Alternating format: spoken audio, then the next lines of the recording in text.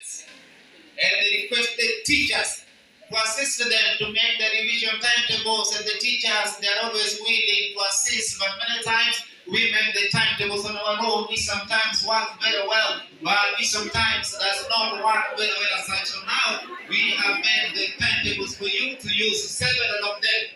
There is one you can use during weekdays, that is Monday to Friday. Another one you can use over the weekends. Another one you can use during the holidays. Another one you can use when the exams are just about. When the exams are about, you change your time to make another one to go in line with the particular examination timetable. And that is why the examination timetables should always be released to you a bit early in advance to enable you to reschedule, to replan, so that you make your own revision timetable that goes in line with the particular examination timetable. Is on how to read and understand. Many students, they tell us, they confess to us, they tell us that whereas they put so much effort in their studies every day, still when they read, they find themselves not understanding. And one thing that I would like to tell you today is that in the world nowadays we have many solutions to many problems. We also have solutions for that particular problem of those people who read and they don't understand. There are methods that work. There are methods that you can apply. So that when you sit down to read, you understand everything that you have read, because there is no reason as to why you should have the interest to even agree to spare your time to sit down and read. Especially a good secondary school like this one of yours. You are very intelligent, such that if you read something from a book or even from a newspaper, you should be in a position to understand. Even anybody who can stand a general conversation, when you're conversing about general things with your friends in the dormitory, and you don't get confused, you don't go astray, you don't say something irrelevant, it means you're very intelligent, such that if you read something from a book or even from a newspaper, you should be in a position to understand. Now the reason why many students read and they don't understand is because many times we use wrong methods for studies. And one of the major problems, especially the read and they don't understand, is that many of us as students, when we sit down to read, we read so many things. With reading everything. Actually, there is nothing wrong with having an overview of your notes, checking everything at a glance, but just do it once in a while. But when you sit down to study, now it is different, and I advise you to concentrate just on some short portion of your notes. If you read something lengthy and you find yourself not understanding, you reduce the length. Then you concentrate just on some short portion of your notes. And immediately you finish reading, you reflect. To reflect means you review in your mind. You try to remember the things that you just read. If you reflect on the notes that you read, this information will always be stored in the subconscious part of your brain, and later it will be translated to the positive side of the brain for transmission onto the paper. Sometimes when they read and they don't understand, is that many of us as students, when we sit down to read, immediately we complete our studies, we involve ourselves in making noise right away. It is possible that if you make noise, just after you have read, the things you read may not have been properly registered in your subconscious mind, and therefore you are likely to forget them immediately thereafter. So for you to retain for long the information you have read, what I'm suggesting is this: immediately you complete your studies, you must always spare some few minutes, between 5 and 10 minutes, or even more time, to reflect on the things you read. And it is only after you have reflected that now you can be sure your studies, they are complete. But before you reflect, your studies, they are not complete. So first you read. Discussion is important because it enhances more understanding. I remember during the days we were in school, about some students, some Form 4s who used to read history, and these Form 4s, after they read history, then they would gather a group of Form 1s together and lecture them by force. Whether the Form 1s were willing to listen or not, that was not their problem. They would just tell them, that I've decided to gather you here urgently this afternoon because I want to lecture you on submitting to this kingdom. And first, let me begin with the political organization of his kingdom. And this one first, they'll tell the commands so many points about somebody today. Until the commands they got surprised. They said, hey, this form 4 is even better than the teachers. And this form 4, when they did the exams, they normally excel. They normally did very, very well. Then I know quite a number of them who are advocates today. I don't know whether this form 4 at that time, whether they knew the discussion was enhancing more understanding, or whether they were just doing it as a way of showing off to the commands how many points they knew, because some people also like boasting with their points, but all the same it helped them, and that is why I'm encouraging you to do the same, to discuss with other people the things that you read from discussion groups. But these discussion groups, you should always form them from within the members of your class. One good thing with forming discussion groups from within the members of your class is that you share many things in common, and therefore you are likely to understand each other easily. So form small time, and if you reflect, it means you are converting the information you have read into your own ideas to use. But if you cram, it means you don't understand. Examinations nowadays, they are set such that you should use the information you know to answer the questions that have been set. That means that if you just cram, you will be expecting the questions to come in a particular pattern and with particular wordings, so that when the wordings are just twisted a bit and it is in the same question, you lose control. But if you reflect, it means you can manipulate your way and get the correct response from whichever angle the question has been set. So first you read, then you reflect, then you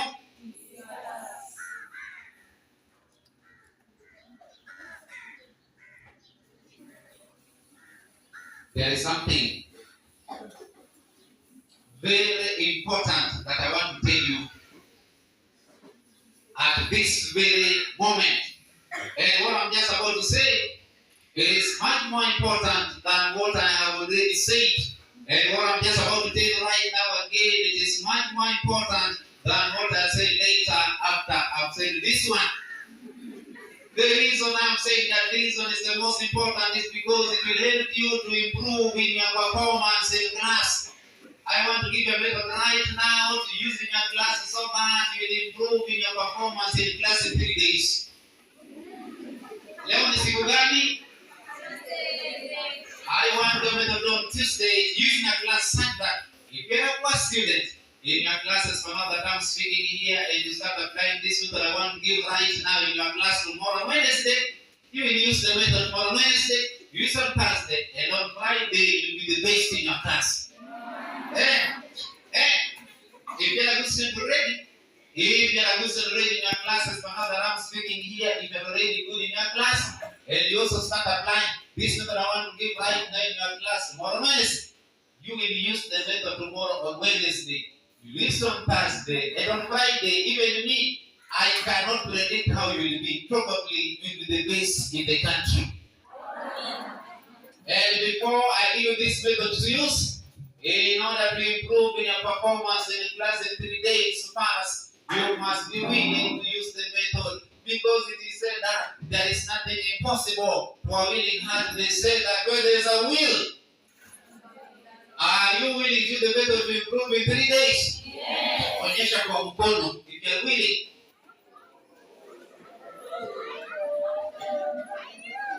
I gave this method to some school in Nairobi in 1993.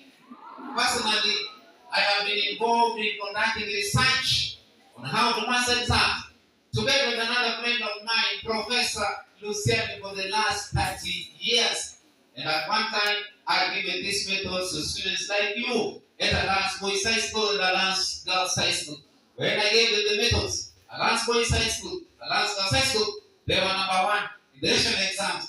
Until the former director of Starry Boys Center, Dr. Geoffrey Griffith, he said, man of God, come at the center and give our boys the method. So I went to Starry Boys Center and I gave them this method I'm just about to give you. And in that year, Starry Boys Center, they had 206 candidates who sent for their KCSE exams, and out of those 206 candidates they managed to send to university 205.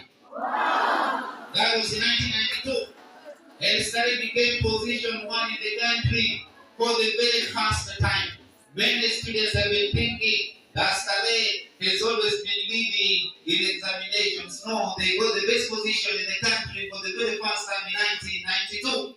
When the head mistress of one of the schools in Nairobi had a man who had done in Saleh with Dr. Griffin in 1992, she said, "Man of God, come to our school also and give our girls the medal so that we may also send them to university in large numbers, right?"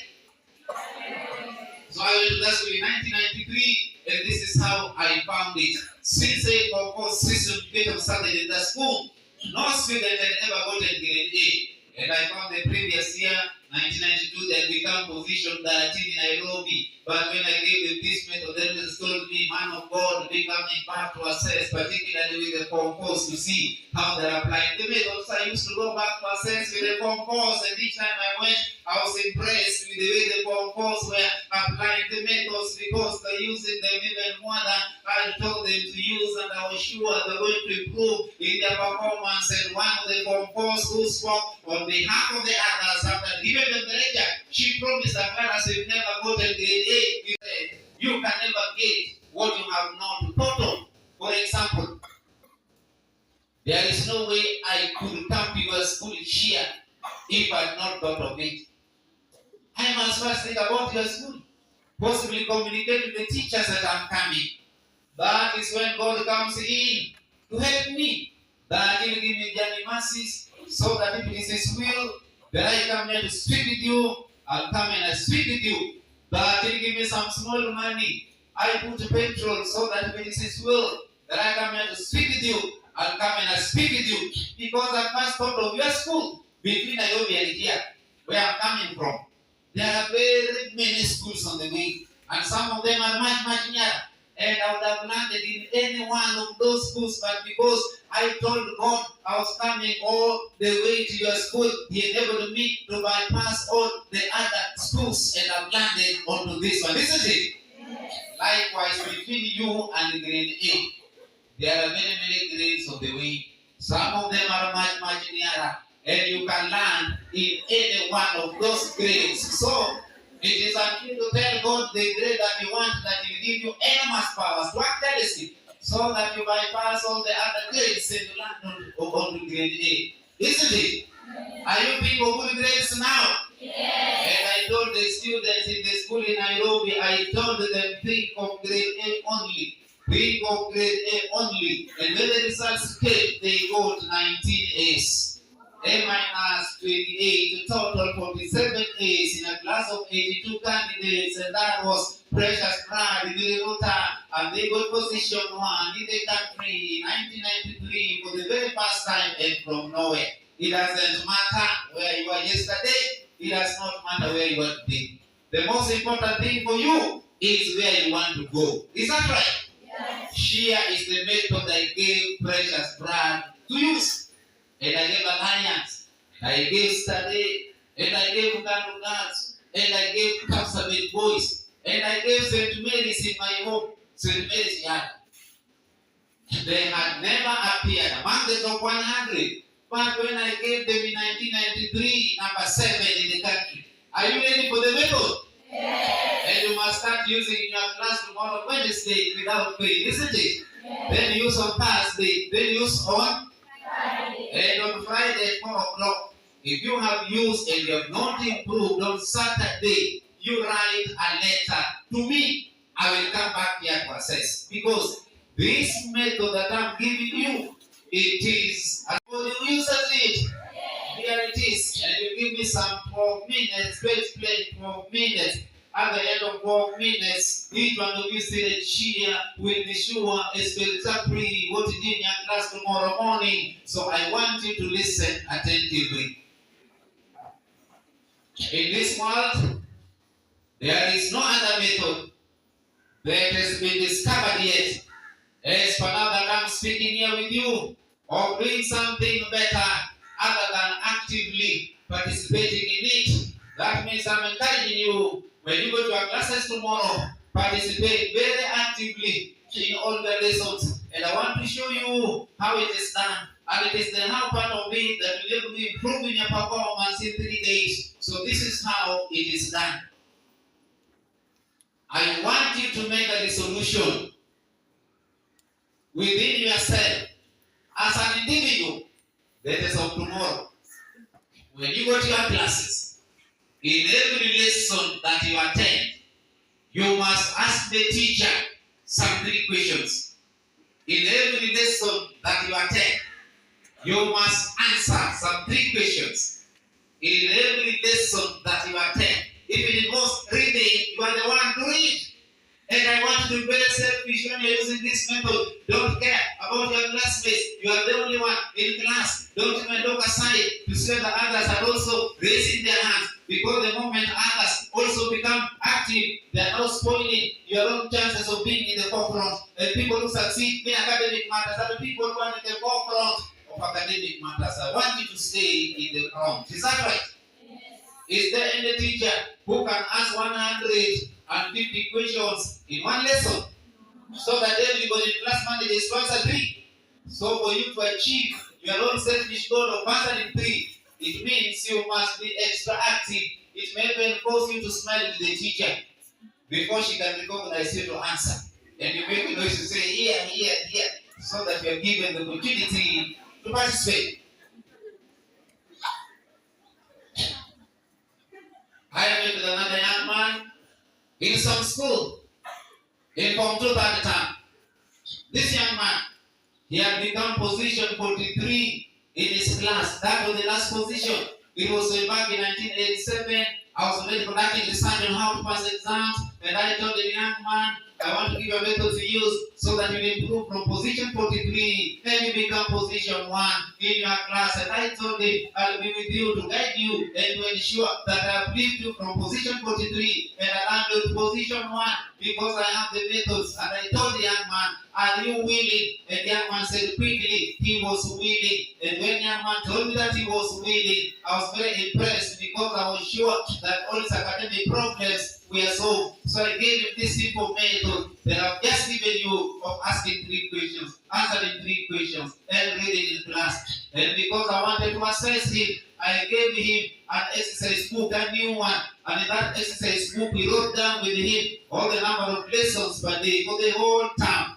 And then we drew some lines, such that against each lesson, we left some space where he was to record how many questions he had asked, another space where he was to record how many questions he had answered, another space where he was to record where he had in class, another space where he was to record miscellaneous activities, studies, other things that he did in class to show that he was actively and positively involved in his lessons. It was on Saturday, and I told him to start using the method of Monday and to bring back the book for me to assess.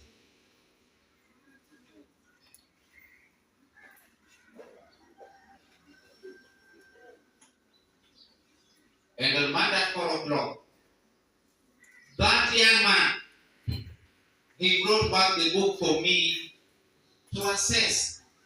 When I looked at that book on Monday, when I looked at his participation, I was surprised. And I told myself, surely, there is no poor student in a secondary school.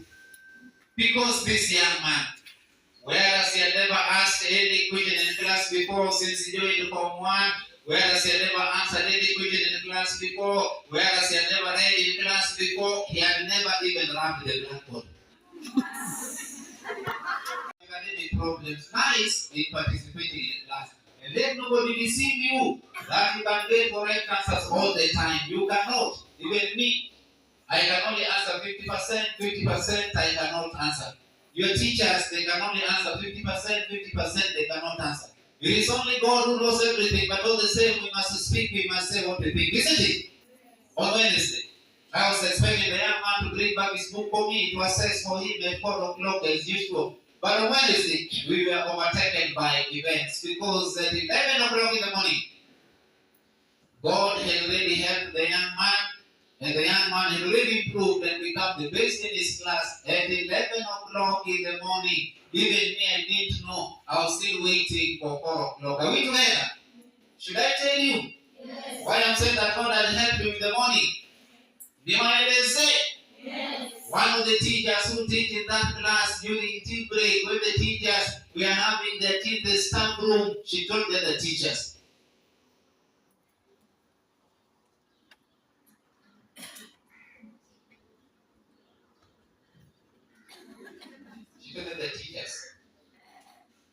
She told them, have you noticed what is happening in Form 3A? Because this young man he had been in Form 2 term. Now he had joined Form 3A. Then Madam says, Madam told the teacher, she tested. Have you noticed what is happening in Form 3A about this young man that this time he has woken up and is very active? And when Madam said that that young man had woken up and was very active, I was surprised at the response by all the other teachers who teach in that class. They all confessed, they all testified that indeed the young man had woken up. He was very active. He was hot like iron. I want you people, all of you, to wake up in your classes so that your teachers, they can confess even in your absence. At the moment the teachers have started speaking well of you, you are on the right direction for your success and there is no coming back. Personally, I believe in the power of the spoken word. So when I heard the teacher say that the young man had woken up and he was very active, I believed them. Because I knew the teachers, they were not just speaking for the sake of speaking. They must have observed something. And that is why immediately after break, I called the young man and I told him, young man, our method has worked. God has already helped you and you already improved. Now go your way, but continue with active participation. Although the young man had improved in 3 days, he had to wait until the end of time to prove that indeed he had improved, because it is just like the barren fig tree which Jesus cursed. When Jesus cursed the barren fig tree, it did not dry there and then. But the next time the disciples were passing, they saw the tree was dry. And they told him, Master, see, this tree you had cast yesterday, see now it is dry. It had to dry because Jesus had cast it. This young man had to improve because the teachers had said it. And indeed, when it came to the end of time, the young man improved from the previous son's position 43 to position 16. The end of second term, number 3, third term, number 2. When the young man did from 4 first time, he got position 1. Just like I promised him, and this particular young man that I'm speaking about, and that I'm speaking with you, he's now an advocate in Nairobi from the last position in Form 2 term 2 and lawyer. It doesn't matter where you are yesterday. It does not matter where you are today. The most important thing for you is where you want to go. Is that right? Yes. The best student in Form 4 exams in 1992 at KCP, he had only scored 452 points out of all, isn't it? Yeah. Now the teachers come to teach you, isn't it? Yeah. Particularly the ones who are not here, isn't it? Yeah. They don't even know I was here. They don't have better deal with you. They think it is like every day. But now when they come to class, and now when they start teaching you, and when they ask any question in class, I want all of you to raise up your hands whether you know the answer or not.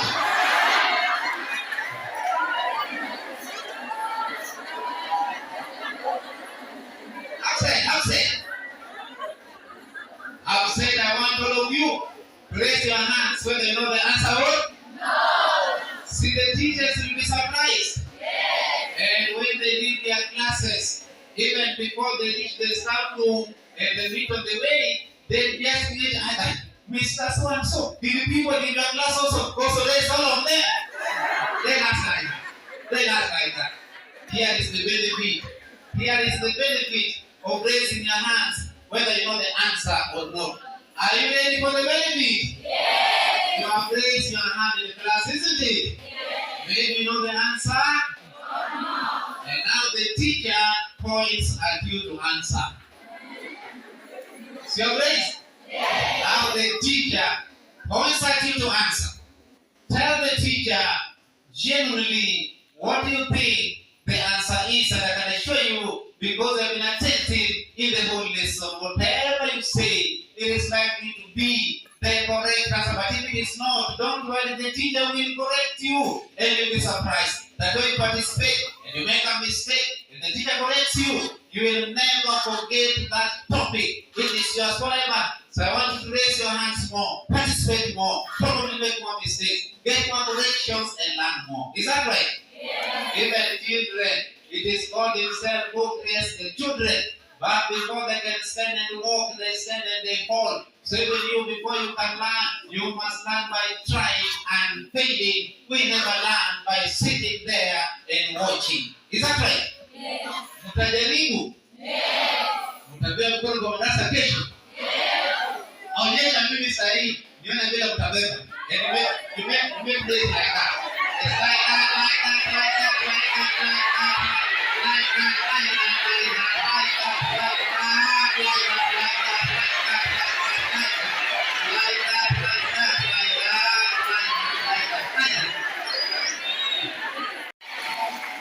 I gave a lecture at Kapsabet Boys High School. Have you heard of that school? Yes. When I finished, I was standing outside their hall with their principal, and one boy came to me. He told me, Dr. Kinda, I've come to congratulate you because over the holidays, when I went home, I met my stepmother, who is a secondary school teacher, and she had these two books, Youth Inspiration to Success and How to Pass Exams. She gave the books to me, and I read them. When I came to school, I applied, and I found myself improving miraculously. From the previous Psalms overall position number 81 to number 1. When the boy said like that, the principal called another boy, told him, go and ring the school bell. So the bell was rang. And again, all the boys, they now gathered in the playground because they already dispersed from the hall. And the principal told them that even you as teachers, you are surprised how this young man standing in front of you managed to improve within only one term from number 81 to number 1. But today, he has told us his secret. He told that boy, can you share your secret with the rest of the school? The boy shared. He said, I went home, I met my stepmother, who is a secondary school teacher. She had these two books, she gave them to me, and I read them. When I came to school, I applied, and I found myself improving from number 81 to number 1. When the boy said like that, the principal told Dr. Kinda, have you seen how my boys are looking at those two books, like they want to jump on them and grab them from you? Then he said, how much do you say? I said, Youth Inspiration to Success, 250. How to Pass Exams, 250. He told me only have those two books or more. I told him I have more copies. And for the first time in my lecturing history,